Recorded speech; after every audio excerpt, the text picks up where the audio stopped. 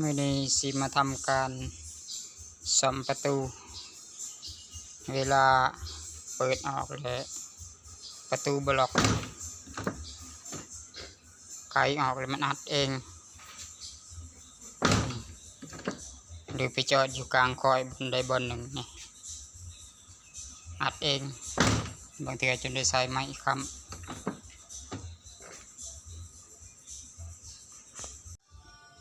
หันแผงประตูออก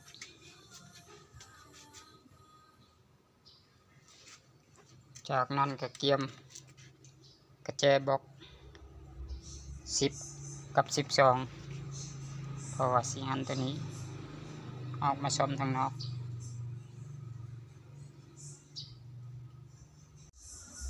มางออกมาแล้วหน้าตาก็จะประมาณนี้จากนั้นเราจึงใช้มือหรือตะลบิดแปรคอยแกะไงบนที่มีสลักใส่ตะลบิดแปรจิ้มฝาตัวนี้ออกจากนั้นสีเห็นก้อนยางเป็นยางนุ่มๆสองข้างสาเหตุที่ประตูอัดเองประตูลอยเกิดจากแกนตัวนี้มันเหี่ยน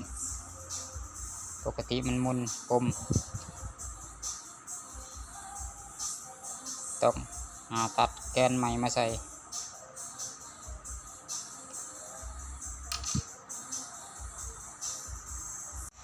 ตัดเหล็กวงกลมเหล็กที่แข็งๆกับการอาจจะเป็นแกนพัดลมน้อยหรือแกนเครื่องปั่นน้ำมันไม้เพราะมันจะแข็งประมาณ1 เซนตัดให้พอดีกับบล็อกตัวนี้แล้วเอามาใส่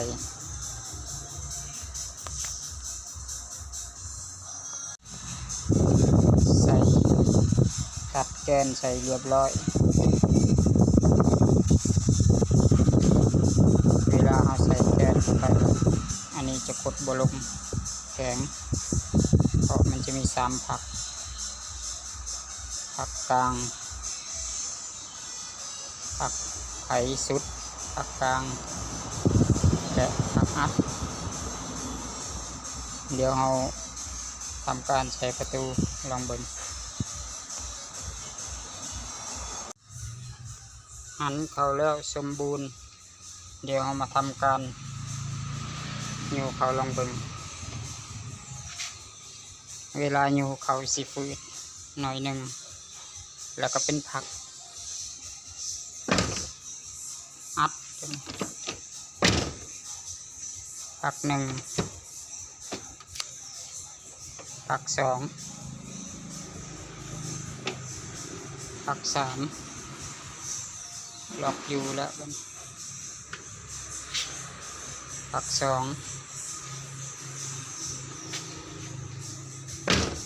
ผัก1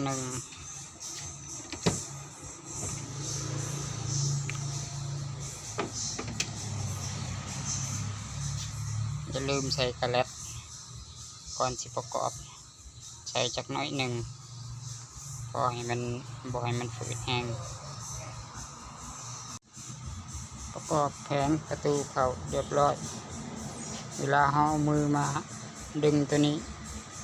ต้องได้ใส่แห้งน้อยหนึ่งมันจึงเข้า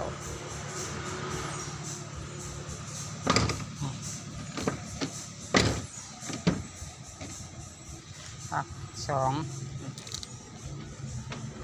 ผัก3ตัวล็อกเลย